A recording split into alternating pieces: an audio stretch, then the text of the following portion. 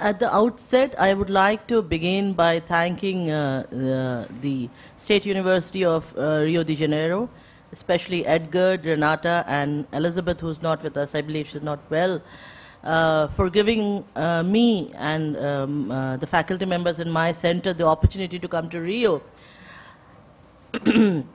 I think this was an excellent initiative after the meeting we had in Goa. And I hope we are able to use this opportunity to strengthen this kind of relations that we have in Brazil. Before I begin, I would also like to take your indulgence that I have a very bad throat and I may not be able to speak, and have some breaks. So excuse me for that. No problem. I was glad yesterday that when both my colleagues from India, one who spoke on domestic violence and the other who spoke about Naxal movement, somewhat made my life a little bit more easy. In a sense that today what I'm going to talk about, or I'm attempting to talk about, is related to both of them. It is related to women and it is related to conflict. The idea was to bring forth some kind of, some observations, some kind of images about the kind of, the issues that face women in South Asia, especially during times of conflict. I will, most of the things that I'm going to speak are also on the slides. This is just for the benefit of those who may think that I speak too fast or anything like that. So, thank you. This is just a map of South Asia, which just shows India and it's there for you. Okay. India and its neighbors: Pakistan, Nepal, Bhutan, Bangladesh, Sri Lanka, Maldives, and also we have a new entrant to the South Asian group, which is Afghanistan. Now, women everywhere face unacceptable and disproportionate levels of violence. Women are considered to be marginalized groups and are particularly at risk. Violence among women is especially exasperated in times of conflict. Of the many different conflicts continuing through the world, especially violence against women is a prominent and a disturbing feature. In the recent history of the South Asian region, low levels and sometimes full-scale conflicts have occurred in Afghanistan, in Nepal, in Pakistan, in Bangladesh, Sri Lanka, and in India. And all of them have been characterized by disproportionate victimization of women. The emerging discourse on conflict analysis today talks about no longer wars between states, but more wars within states. And it's no longer about protection of territorial integrity and independence, but interstate conflicts, where state is only one of the groups. There may be other groups like ethnic armies, mercenaries, and other guerrilla groups. In the period of from 1989 to 1998, for example, out of the 108 wars that were fought, 92 were domestic wars, that is, within the state. And the highest number of such wars were in Asia, followed by Africa and Europe. South Asia, therefore, is no exception to the rule. And its recent history indicates that external security of the nation states is intimately related to separatism, collapsing borders, and ethnopolitical protests. For instance, we are familiar with the war in Sri Lanka. Sri Lanka was ravished by a 17-year-old civil war. India still remains torn by conflicts in Jammu and Kashmir, in the northeast part of India. There are conflicts in the western and southwest part of Pakistan, in Nepal, in the southern parts of Nepal, and to name a few countries in the region. The changing nature of warfare, especially internal wars, means that it happens in the middle of human communities. An estimated 90% of the victims of contemporary civil war and internal conflicts are civilians. Women and children constitute the majority of such casualties. More than 4/5 of the war refugees are women and young girls who experience additional and often sexualized violence during the fight. Post-independence legacy of South Asia have included what is called the Afghan border with Pakistan, the trouble in Kashmir, the Chittagong hill tracts, these are in Bangladesh, the Maoist rebellion in Nepal, or the northeast problem in Sri Lanka. Armed conflicts are terrible realities and women in South Asia have to face. Now, there is a list of a set of challenges that most women in South Asia face, both in times of conflict and in peace.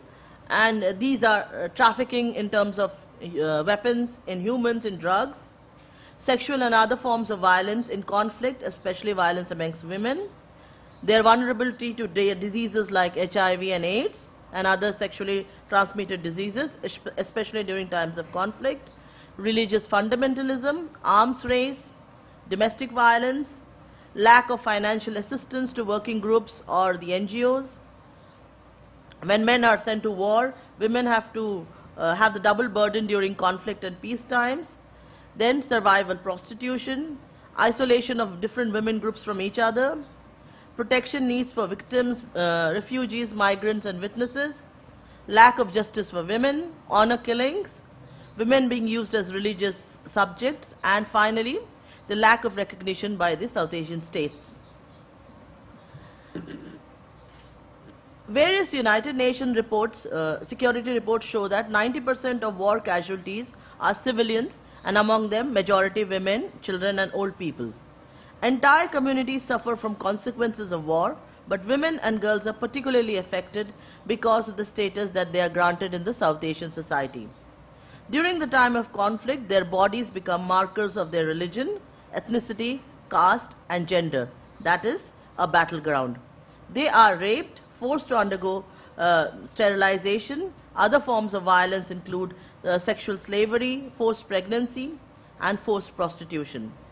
Post-conflict in refugee camps, women are vulnerable and abused against them is common. Women's personal hygiene is also compromised. They are also sexually exploited within camps and trafficked to different parts of South Asia. The impact of conflict on women, whether it is during time of conflict or post-conflict, post-war scenario, differs greatly how it affects men.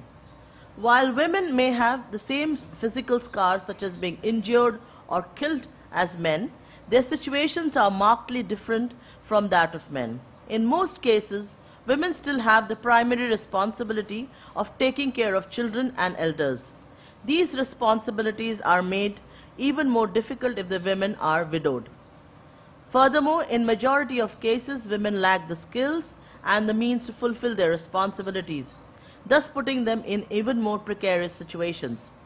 They have to fight in economic terms to take care of the family. This is also precisely why it is extremely difficult to quantify the impact of armed conflict and violence on women.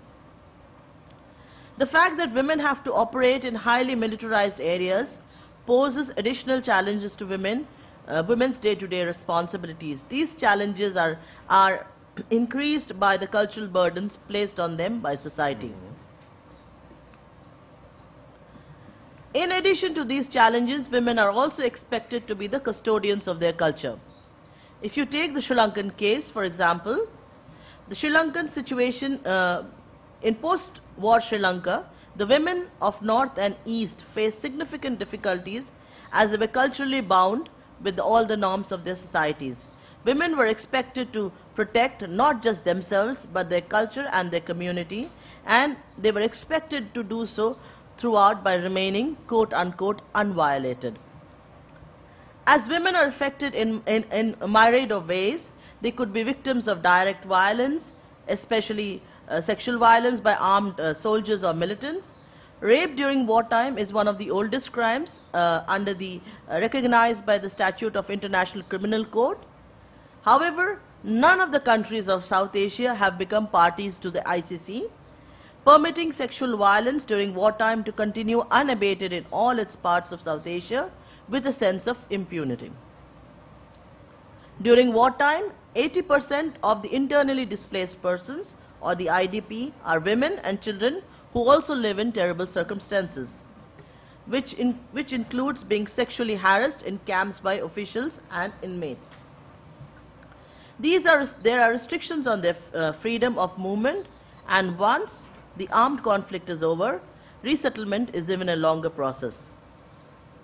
Excuse me. Okay. There are basically 6 categories of women in a conflict situation in South Asia. Women as relatives of armed conflict, wives, mothers, sisters, daughters, partners of those who struggle either by choice or by compulsion, or are targeted by the state or the opposing side. Women relatives of state armed forces and state officials have no choice in their matter, but they remain invisible and forgotten. Women combatants or militants are women who are actively involved in the struggle, either by choice or by coercion, or because they are participating because of the force of circumstances. These are the cases of especially the LTT, or the Tigers of Tamil Eelam in Sri Lanka, in Kashmir, the United Liberation Front of Assam in India, where there are many women militants because there are very few women left, men left able to last these long wars. Women are also part of the conflict by being shelter providers to combatants, either as being sympathizers or through coercion, and thus are extremely vulnerable. Women are victims of sexual and physical abuse. They could be innocent, uninvolved civilians, and belong to any age group, and are caught in a crossfire between armed militants and armed forces. Finally, there is a category of women who are peace negotiators, who take initiatives in violence-prone areas and are actively violent conflicts, who may or may not be supported by their communities.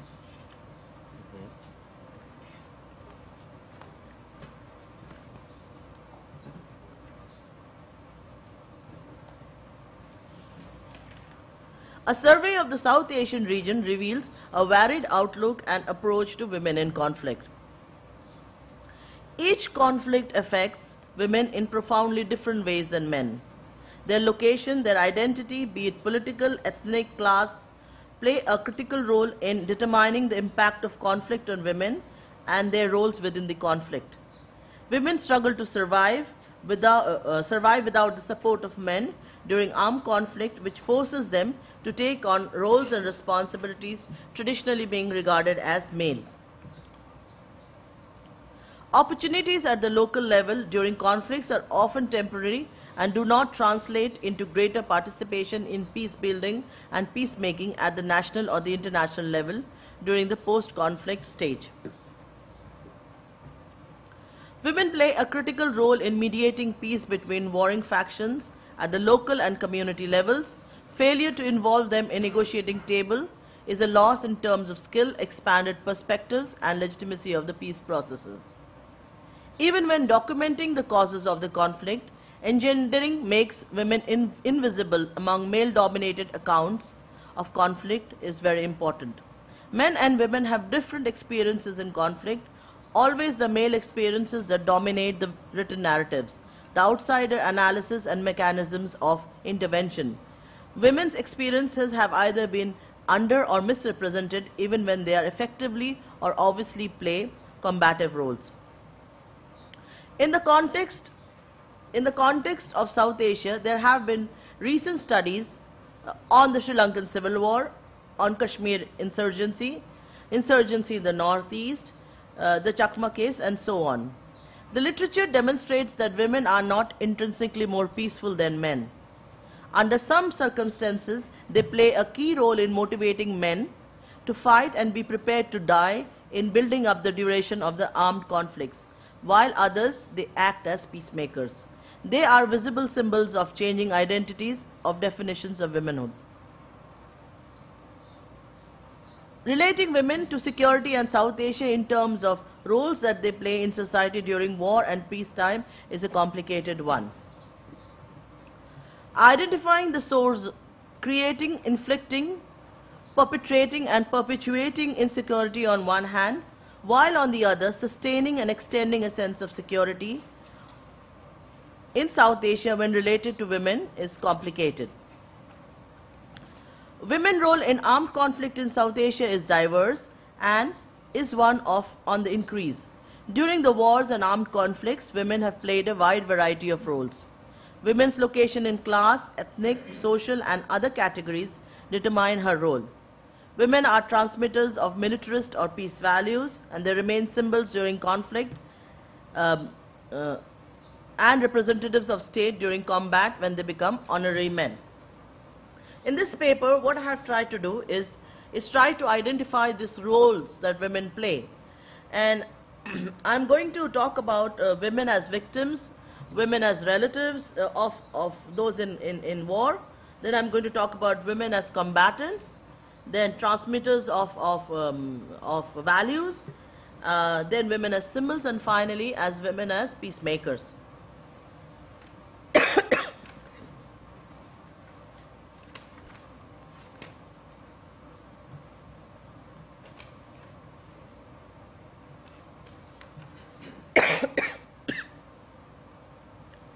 Now, women as victims. Women are frequently presented, picture of women caught in a situation of armed conflict and war is that of a victim.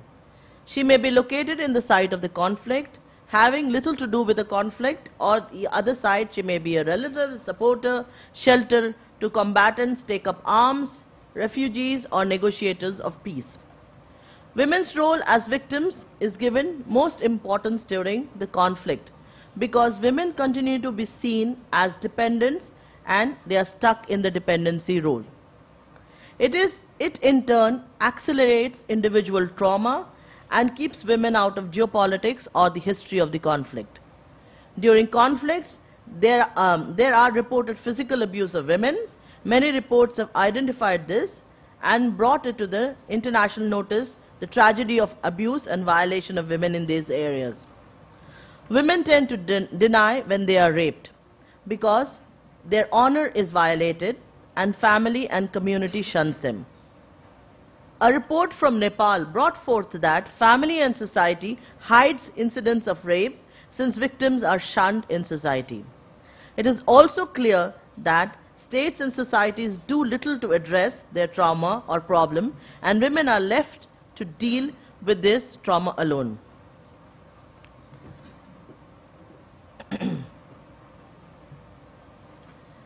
This is intrinsically related to the notion of the concept of women upholding the family and community honor, which is common to all of South Asia. Throughout the region, masculine form of protecting, quote unquote, women as honor or commodity rather than individuals is common. Sexual abuse is widely used to dishonor the community, which is practiced during conflict between nations and communities. Honor killings are well reported in Pakistan. It's a common thing in Pakistan, and it is on the rise in India as well. But not so much to do with conflict, but to do with caste in India.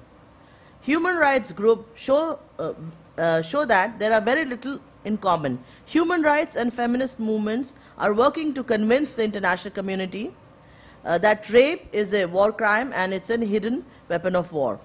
In South Asia, states remain silent on women victims despite their victimization. The popular belief that power that valorizes masculinity. Another interesting example is the example during the liberation of struggle of Bangladesh, which was in 1971 when it was created, and the subsequent freedom from Pakistan. A distinct gender bias emerged. The state remained silent on the atrocities committed on women and their role during the freedom struggle. 14 volumes of documented history of the war mentions these struggles, but there is hardly any mention of women during this period. The society adopted a negative attitude towards raped women and children, and later, in order to recognize the role played by women, the Bangladesh government attempted to recognize this role and granted the title of Birangona to these women. Birangona means in Bengali a war heroine. Okay. And with this came a lot of incentives to these women who had fought during the war, like they would get preferences in terms of employment. However, because of the stigma attached to rape during war, there were no takers for these titles or these incentives by the government. In South Asia, there exist different ways to deal between men and women who are victims of violence. The attempt is to seek to rehabilitate the men while cover up the abuses on women. Women have to cope with this trauma on their own by becoming the symbols of conflict. They are used by the state to regain legitimacy, showing that atrocities were committed by militants in order to isolate them. The government and the military both transform this pain into an agency of politics and revenge. They do little to assist the rehabilitation of these women. Women are dependents to be protected from the enemy other by militarized and by patriarchal forces. It is also well established that women are long-term casualties of wars as widows, caretakers, and wives of missing persons. In Nepal, there is an increased number of widows as a result of the armed conflicts and their implications on women and children. According to the Sri Lankan government's Department of Census and Statistics, the number of female-headed households increased from 16% in 1981 to 21% in 1994. A major reason for this was the armed conflict in north and east. Studies from Kashmir also reveal that women face emotional stress, denial of inheritance rights, sexual harassment, and social undesirability. The pattern is similar in all of South Asia. There is a prevalent feminization of poverty throughout the region and the associated instances of psychological trauma. The problems with the increased number of women whose husbands are missing, usually missing as militants or missing during interrogation. The South Asian states have done very little towards any kind of rehabilitation of these women. The second category is women as relatives. In conflict, women play tough roles when they are involved without exercising the agency. Mothers, wives, sisters support militant activities of their sons, brothers, husbands, fathers. In the northeast of India, relatives of state officials like police and army wives are forgotten as the invisible other. They too grapple with the trauma of widowhood and tragedy, and they are ignored by human rights activists of the region and by the state. Relatives of anti-state militants are treated callously and become victims of human rights abuse. Relatives of army and paramilitary officials are treated as dependents caught in the combat and become quote-unquote symbols of nationalism. For example, during the 1999, especially during the Kargil War, Kargil War was it was a limited war fought between India and Pakistan in 1999. And electronic media images during the Kargil War of videotapes of funeral pyres of burning soldiers. In fact, there were lots of pictures of soldiers' bodies being sent back from Pakistan, which were totally violated, not complying with the laws of war during laws of war on soldiers. None of this was done. There were pictures of weeping mothers and wives, children, and there were also pictures of them receiving honors from the state. These are all very stereotypical pictures of war. Sacrifice of the son, the husband, and the grief of the widow or the mother. Any criticism or disagreement with the supposed national mood is deliberately interpreted as being anti-national. And any call for peace is seen as a challenge to nationalism. In 1962, India fought a war with China. In 1965, India fought a war with Pakistan. 1971, it fought a war with Pakistan, which led to the creation of Bangladesh. All these wars show something, which is that wars without doubt showed that nation easily forgets its heroes or heroines. The war conflict widows were cast as icon of nationalist domesticity, and family hierarchy was reaffirmed. So during war and after war, they were given all these awards, and there were all these, public functions about the sacrifice made by these families. But once the war was over, everybody forgot, and these women went back to where they were before the war and during the war.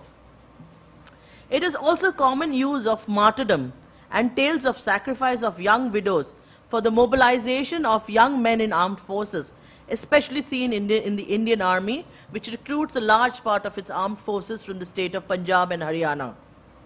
That the women are used as symbols, that see their husbands have sacrificed for the country, and therefore it is your duty to do so. However, very little has been done to change the stigma attached to widows and the structural changes for empowerment of women. There is a rush for more militarization. The images determine stereotypical gender roles and behavioral codes. In fact, during the Kargil war, a common statement that was heard throughout India was that, quote unquote, I am so sad that I have a daughter. It's a pity I have a daughter. Had I a son, or had I more sons, they would be sacrificed to fight against the enemies. That was a common sort of statement visible in the media. These statements valorize men, masculinity, and equate force with power, and at the same time work at diminishing femininity, rationality, and any sense of negotiation. Wars not only keep nationalisms alive, it works to identify it with the nation as the mother. So if you go to South Asia, most of us consider our country to be our mother. And therefore, it is implicit that you need to protect your mother and do whatever it needs to sacrifice for your mother. So at times of war, excessive patriotism, which becomes dangerous, for it creates pressure groups that call for more active participation in war and the destruction of the belief that there is no other way other than a war. The next category, and is an interesting category, is that women as combatants in war in South Asia. Traditional structures in South Asian societies have not permitted women to act to become combatants or even participate in anti-state movements. These have been limited despite the instances of women combatants. This trend changed with the LTT, which is the Tigers of the Tamil Eelam in Sri Lanka, and the Maoist movements as yesterday the Tej presented, in Nepal as well as in India. For instance, in Nepal, the Maoist movements are being used as using a large number of women cadres. It is difficult to know the actual number, but the estimated number is about 50% of the total cadre of the Maoist movement in Nepal. Now, there are many reasons why women become combatants. These many reasons have been forwarded as to why women become militants and armed combatants, and even willingly become suicide bombers. Some state that they are related to combatants or they work in the area of militancy, and this pushes them or encourages them to join these movements. However, this kind of explanation is not enough to justify why these women join or become combatants, and in fact there is a combination of several other reasons. Among them, poverty and a hope for economic rights, improvement of their lives have led women to militancy. A large number of villages in Nepal have supported the Nepali Maoist movement. Among many demands laid down by the Maoists in Nepal, they said 25% reservation for women in local bodies of governance at the panchayat level. Panchayat level is the village level. Maoists have built up a strong cadre of women by taking up number of issues that have appealed to the Nepali women, who have long been oppressed by the weight of feudal traditions and customs. Maoists imposed prohibition, banned gambling and prostitution in the districts that they held, and meted out punishments to men who broke these laws, and this went down very well with women. Thus, militant movements promised women rights and empowerment, which attracted them to such movements. In case of the Khalistan movement in Punjab, which was a movement in the state of Punjab in the 1980s in India, women joined as combatants. There were mainly two underground women groups or women terrorist organizations within the Khalistan movement.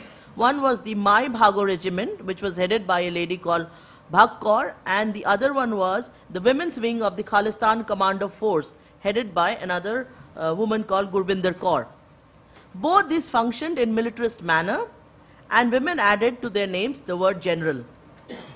However, testimonies from other women terrorists showed that they played a fixed role under male leadership. The official intelligence reports of Government of India stated that women terrorists mostly carried guns and messages from within the organization. Thus, they played a subsidiary role. They took pride in the fact of carrying swords, which was not unusual because the Sikh tradition in India allows for you to carry the sword, like men, and they exalted at being called the martial race, which is what the Sikh are called anyway. Despite their right as role to Sikh militancy, women in private realms remained subservient to their husbands and families, and the primary role remained the reproductive one. So once this was over, they went back to, there was no change or no empowerment in terms of their position.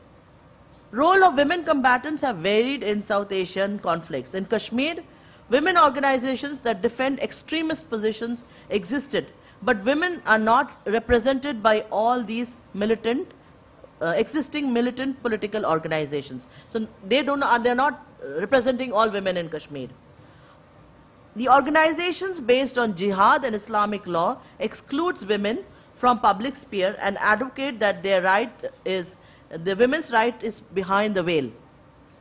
Some women have responded to militarism by becoming activists in the women's organizations that have come up in Kashmir since 1986. The two prominent women's organizations in Kashmir are the Duktani Milat and the Khwateen Markez. These are groups based on principles of spreading the correct message of Quran on the issues of role of women in Islam, politics of jihad and of revenge. The Duktani Milat has an aggressive campaign for enforcing the burqa or the veil and on the Kashmiri women. Many students resisted this, and the organization lost some amount of its support. Women have come out increasingly to protest state policies and killings and have been politically mobilized within the confines of cultural patterns that exist for them. They are bringing forth the issues of justice and human rights simultaneously with the issues, social and political issues.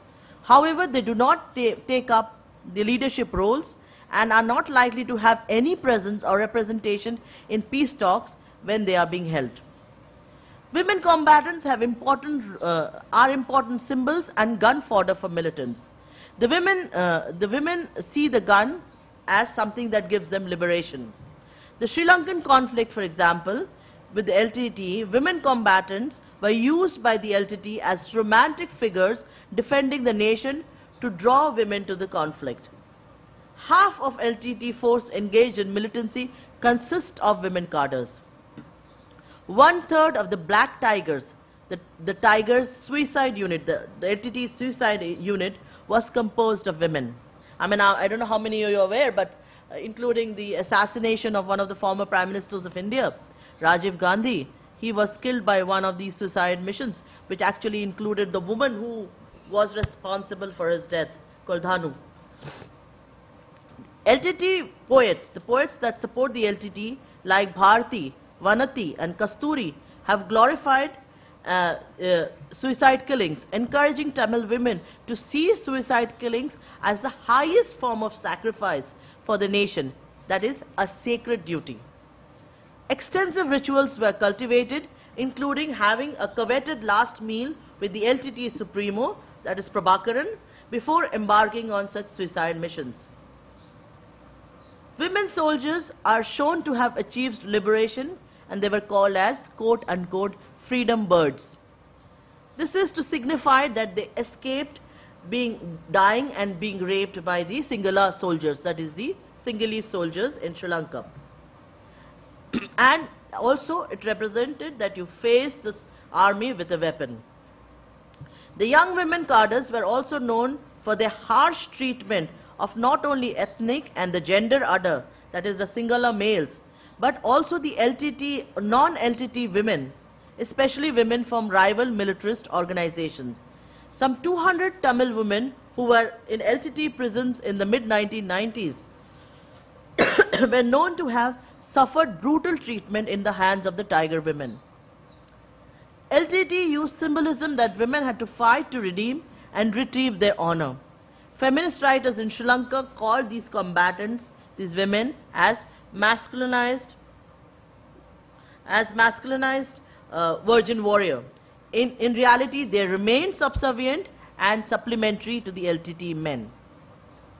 The other factors identified were the ideas of valiant mothers who sent their sons, women to join ranks due to the increasing loss of men because of these long-drawn wars. Lots of men were lost during these wars. The low status of women refugees and immigrants and the general political climate pushed them into the militarist movement. LTT had begun to recruit women in the mid-1990s. Women were attracted to the movement because of the ideas of the culture of sacrifice and being linked to nationhood and motherhood. A sense of hurt and sexual assault roused feelings of honor, retribution that encouraged women to join as combatants. In Nepal, the Maoists emphasized equal rights for men and women and opposed hereditary rights of polygamy. On the other hand, the use of force by Maoists to recruit children as soldiers, kidnapping and extortion somewhat distanced these Maoists from the women later. The women were caught between the brutality of the armed forces and the force of the Maoists. Militant roles did not give women rights, agency or leadership positions in any of these militant organizations, and also exposed quote-unquote the idea of liberation. Armed liberation was often a temporary one, and women had to revert to households and private roles once the war was over. The next category is women as transmitters of values during conflict. Women are seen to have important role in socializing with militarist values, especially in times when they are hurt. The example would be in Punjab in 1980s, where sentiments were being heard. In Punjab, the Sikhs are seen as a martial race, and these traditions were inculcated in the women by the women into the Sikh children, and the women sort of prepared the children to be martyrs during the conflict. So the values, because they are martial race, the mother would sort of carry forward the ideas and give it to the children, who prepared themselves to be martyrs in the conflict. The next category is women as symbols. Women are also seen as symbols of identity during conflict. They are markers of ethnicity and bear responsibility for traditions and customs. They are subjects of control by their communities, and which increases sharply during the conflict. The enemy is the other, and the violation of women is perceived as violation of the honor and the territory of the other. Now the territory, remember, means also the mother, because it's implicit. During the Khalistan movement, orders were issued on women's behavior, such as dress code, that they had to be modest, they had to have their legs covered, refrain from wearing western clothes, and they had to cover their heads with headscarf. Children were encouraged to wear saffron, projecting their concurrence to the militant thinking. Boys and girls were expelled from communities in case they went and had a love marriage. And doubts were raised about the questionable character of these women who sort of escaped from home and ran away or married or had a love, quote-unquote, love marriage. In Kashmir, women are also seen as symbols of the Kashmiri nation. Girls need to wear a burqa. This is the latest one in Kashmir. In other times, women were shunned or made into heroines or political symbols depending upon the need of the situation. So if you need them, they become symbols of martyrdom, they become heroines during a struggle, and when the need is not there, then they are shunned. In cases of women as mothers, motherhood was seen as symbol of peace and signifier in the suffering of war. The image of the mother, the sorrowful mother mourns the suffering of the war, was a common symbol during the war. The last category is women as peacemakers. Women support peace processes in different ways during conflict, from their homes, through their actions, and through becoming active negotiators. Women mobilize for peace and human rights at grassroots levels in different ways during the conflict. The example here I would be giving is the peace initiative by the Naga mothers. Naga mothers belong to the state of Nagaland, which is in the extreme northeast part of India. The Naga Mothers Association, the NMA, which was created in 1984, it was developed, it talked about development issues of the Naga society.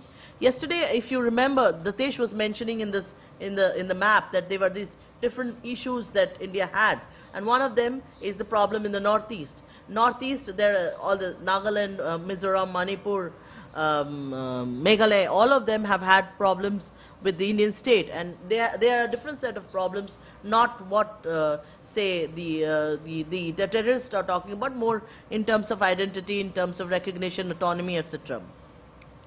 So Nagaland had gone through a time of a very difficult time of war with the state. The different groups are fighting the Indian state.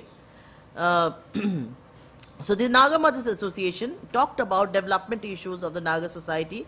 They talked about human values, rights during abuse and violence. They had workshops, they had reformation crusades, rehabilitation centers. They were moving into different direction, and ultimately the direction was a political one. The Naga Mothers Association had alliances with other such bodies, the Northeast Union, in Manipur, the North People's Movement for Human Rights in the Northeast. Analysts note that war peace negotiators take up initiatives of conflict resolution and are not always supported by the community. Since community and state find it easier to accept the tales of war healers and pacifiers rather than women playing a more active role in peacekeeping. Such women are seen as either agents of the state or the underground, and attempts are made to silence them. In Sri Lanka, the Mothers Association mobilized peace and emphasized on the plight of women and mothers on civil society. In the end, this group frizzled out, and they were called by the others as, quote unquote, another YWCA. Women as peace negotiators are critical actors of civil society. The ultimate aim is to bring about liberation and change in the patriarchal structures at the grassroots levels. They are agents of demilitarization of civil society. They attempt to blend society, economic and security issues into combinations of human security. Peace movements are gradually taking roots. Peace groups, NGOs and social movements are mobilizing for peace more, and women have joined these initiatives. To conclude, I would say women play multiple roles in conflict and in peace. These roles remain unacknowledged, and since they do not always have to do with leadership in armed conflict. Women remain symbolic references and icons during wars, and signifying nation, identity and honor of the community, and as a consequence are continued to be stereotyped as the feminine other. Since even when women join armed struggles, it is permissible for women in some circumstances, but not necessarily a liberating one. Women combatants maintain the myth of male supremacy and work on the belief that power is related to force and leadership is synonymous synonymous with masculinity. Women combatants reinforce militarism, which is accepted in civil society.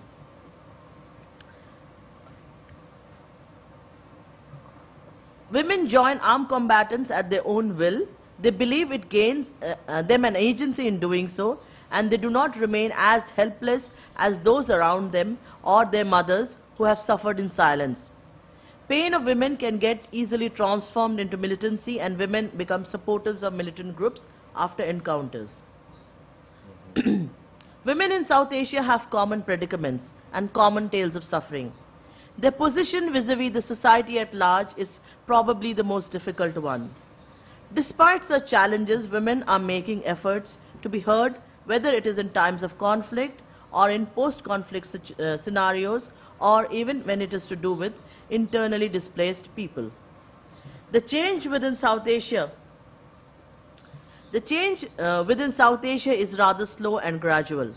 Ironically, that women here suffer so greatly and their voices remain unheard of or are suppressed in a region which has produced so many women leaders all the way from the 1950s and 60s, whether it was Shrimano Bandaranaike, it was Indira Gandhi in India, or Benazir Bhutto in Pakistan, or Chandrika Kumaratunga in Sri Lanka, or Sheikh Hasina or Khalida Zia in Bangladesh. Perhaps that is the greatest tragedy. I have some pictures of women in conflict. I really didn't know how to put them together, so maybe I can just, the first one, this picture and that one is a picture of the support women in the Maoist cadre in Nepal, and that is also the support of supporting the Maoist movement in Nepal. This pictures of India. This one is the Maoist movement in India. Okay, and that is a movement in the northeast against the state. This is the movement of indigenous people who, as Daptesh yesterday was mentioning, are the great supporters of the Maoist movement. So this is the indigenous people, or what we in India call the tribals. Okay, and this is one of the pictures of the in the newspapers. These are the pictures of women being rescued from human trafficking, prostitution, which is also one of the serious outcomes of the conflict, which I did not talk about because that itself needs another session. These are in Bangladesh. That is in Bangladesh. This is in India. That is in India, and these are in Nepal. What kinds of conflicts were they rescued to? They were? What kind of conflicts did they come from? These are all intrastate conflict, that is civil wars. Okay. They were all civil wars. General civil wars. And you would be surprised to know that in India, about 2.5 lakhs, I think, how would you put it in millions? I'm not very sure. 2.5 lakhs to 3 lakhs. Quarter of million? A quarter of million. Quarter of million women are trafficked from Nepal to India and form part of the prostitution in India. Industry. Yes, yes. Okay. These are the pictures of the Sri Lankan women who had to escape from Sri Lanka to India, and these are all their pictures in the Indian refugee camps in the state of Tamil Nadu. And that is an interesting picture. That is a picture of the women tigers of the Tamil Nadu. This is the picture, and these are the movement of all the people who have come to, and you can see the plight of these people.